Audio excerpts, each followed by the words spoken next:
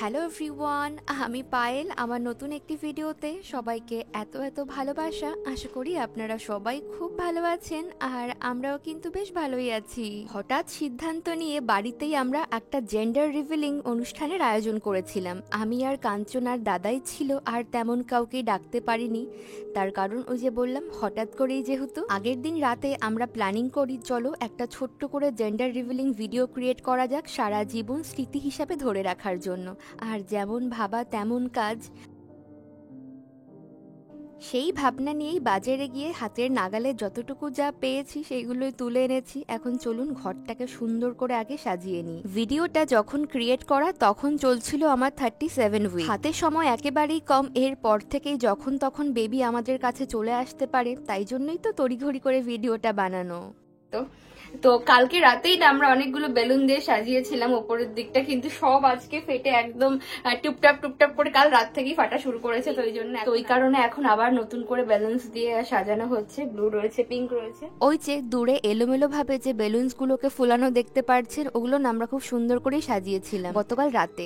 কিন্তু রাতে ঘুমোতে গিয়ে হঠাৎ করে ফলো করি যেগুলো টুপটাপ করে ফাটতে শুরু করেছে, আর সকাল অবধি এই কটে এসে দাঁড়িয়েছে। তাই নতুন করে আবার কাঞ্চন বেলুনস এনেছে। এখন চলুন বেলুনস গুলোকে একটার সঙ্গে একটা বেঁধে সুন্দর করে সাজিয়ে নেই।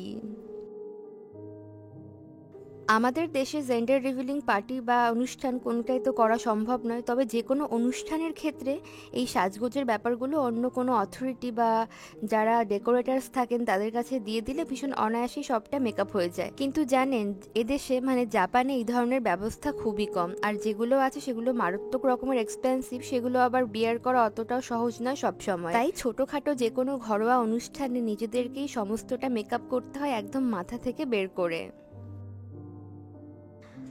আমাদের সোনার জেন্ডার রিভিল নিয়ে আমি আর কাঞ্চন প্রথম থেকেই আমরা দুজনের মধ্যে কেউই খুব একটা আগ্রহী ছিলাম না, কিন্তু সবার এত জানতে চাওয়া ভালোবাসা দেখে না আমরা সিদ্ধান্ত বদলাই। যদিও কাঞ্চন পরে এটা বলে ভিডিও তৈরি করে রাখা যেতেই পারে, সোনা হয়ে যাবার পর তুমি রিভিল করো। আর আপনারাও যেমনটি জানেন যে আমাদের সোনা অলরেডি আমাদের কোলে, আমাদের বুকে চলে এসেছে। এই ভিডিওটি যখন আপনারা দেখছেন অলরেডি তখন আমাদের সোনার বয়স 8 দিন। বেশ, চলুন হালকা গোলাপি আর নীল রঙের বেলুনস দিয়ে মোটামুটি সাজিয়ে নিয়েছি। এখন এখানে যে ছোট্ট সেন্টার টেবিলটা রেখেছি, এখানে কিছু ডোনাটস, কিছু পাই, সেগুলো একে একে রেখে টেবিলটাকে সুন্দর করে সাজিয়ে নেই।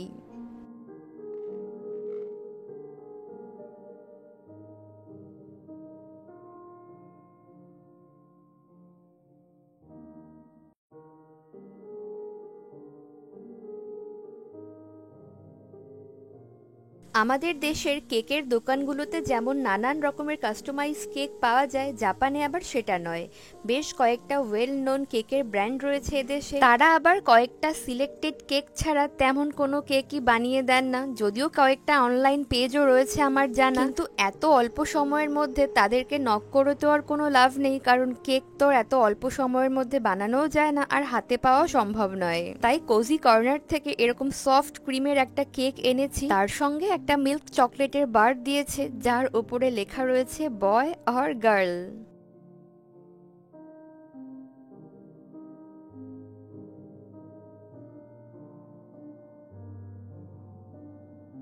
আপনাদের সবার বলা কওয়ার পরে এই ভিডিওটা আমি তৈরি করেছি ঠিকই, তবে এখন এডিট করতে এসে ভাবছি সত্যি ভিডিওটা ক্রিয়েট না করলেই হয়তো আমি বড় ভুল করতাম। এই ছোট্ট ছোট্ট স্মৃতিগুলো জীবনে সারা জীবন মধুর হয়ে থাকে।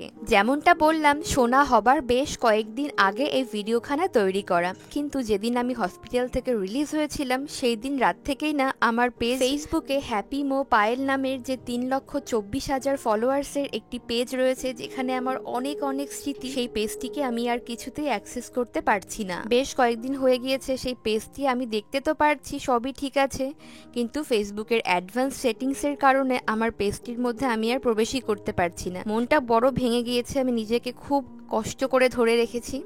তো এই কারণে সবার কাছে আমার এই ছোট্ট ছোট্ট স্মৃতিগুলোকে পৌঁছে দেওয়ার জন্য আমি নতুন আরও একটি পেজ ক্রিয়েট করেছি, যে পেজটির নাম হ্যাপি মো পায়েল ফ্যামিলি। সেই পেজটির লিঙ্ক আমি এই ভিডিওর পিন কমেন্টে দিয়ে দেব। বেলুন, ফুল, মোমবাতি, কেক দিয়ে ঘরটাকে তো সুন্দর করে সাজিয়েছি, তবে সুন্দর সুন্দর কিছু ছবিও তোলার দরকার আছে। এই কারণে আমি এখন অপেক্ষা করছি কাঞ্চনের জন্য। কাঞ্চন গিয়েছে রেডি হতে, দাদাও এক্ষুনি চলে আসবে, ও এলে আমরা সবাই মিলে খুব সুন্দর সুন্দর ছবি তুলবো। একভাবে স্ট্যাচু হয়ে ছবি না তুলে বরং হাসি মুখে কয়েকটা ছবি তুললে আমি দেখেছি সেসব ছবিগুলি অন্য সময়ের থেকে বেশি সুন্দর হয়। আর আমার আজকে যে কি আনন্দ হচ্ছে, আমি ভীষণ খুশি জানেন। অনেক রকম ছবি তুলেছি, এখন তো অনেকটাই রাত হয়ে গিয়েছে, চলুন কেকটা এখন আমরা কাট করি। জন্মদিন, বিবাহবার্ষিকী আর এই যে আজকের জেন্ডার রিভিল কেক কাটিং, সবেতেই না বাড়ির লোকেরা সবসময় ভিডিও কলিংয়ে থাকে। ঠিক ওপারে রয়েছে ভিডিও কলিংয়ে মা, বৌদি, চিনি আর সবাই। আর এখানে আমি আর কাঞ্চন কেক কাটছি, ওরাও দেখছে। চলুন ওদেরকে আগে ছোট্ট একটা বাইট দিয়ে কাঞ্চন আর আমি দুজনকে কেকটা খাইয়ে দিই। আর তারপর ভিডিওতে চিনি রয়েছে, সে তো জন্মদিন করে পাগল হয়ে যাচ্ছে, তাই তাকে একটুখানি কেক ওই তো ক্যামেরার সামনে মিথ্যে মিথ্যে চুরিয়ে দিই।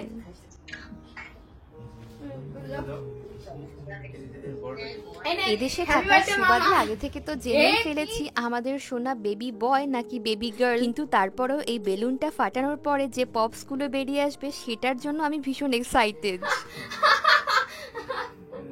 Finally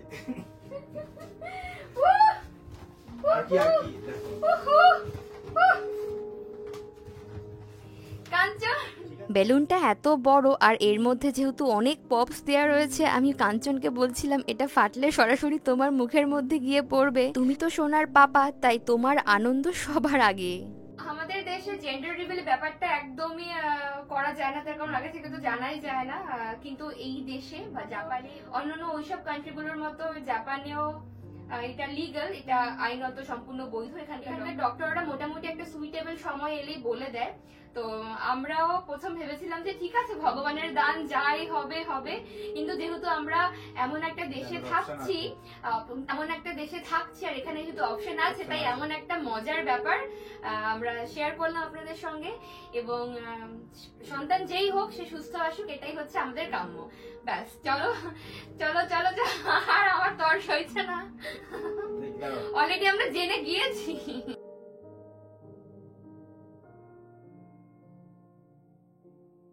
Hey, ready?